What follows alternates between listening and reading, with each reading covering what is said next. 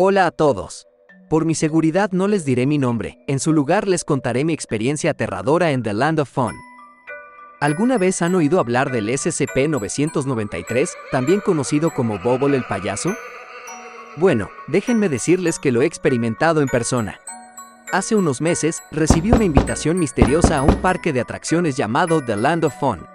No había oído hablar de él antes, pero la invitación parecía legítima, y estaba ansioso por probar algo nuevo.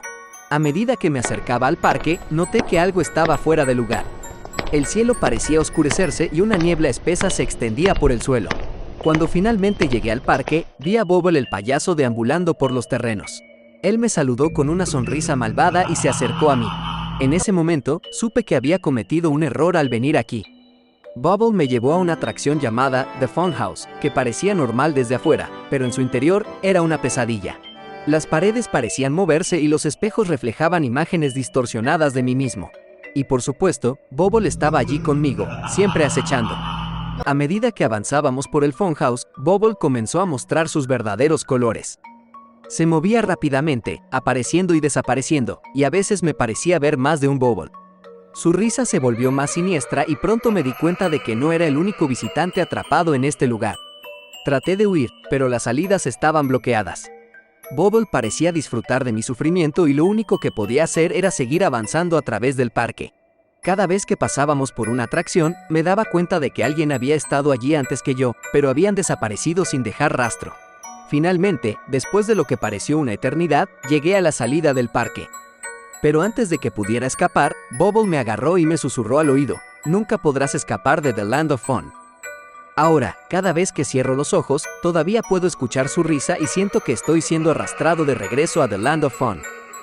Así que, si alguna vez recibes una invitación para visitar ese lugar, te aconsejo que lo pienses 2 veces. Nunca sabes lo que te espera en ese parque oscuro y retorcido. Mi nombre es Laura y soy investigadora en la Fundación SCP. Hace algunos meses, me asignaron la tarea de estudiar al SCP-993, más conocido como Bobble el payaso. Antes de comenzar, leí los informes y los registros, pero nunca imaginé lo que estaba a punto de suceder. El SCP-993 es un payaso mecánico con una sonrisa perpetua en su rostro y un cuerpo delgado y largo que parece torcido y deformado. A simple vista, parece inofensivo, pero cuando lo vi por primera vez, algo en su mirada me puso nerviosa.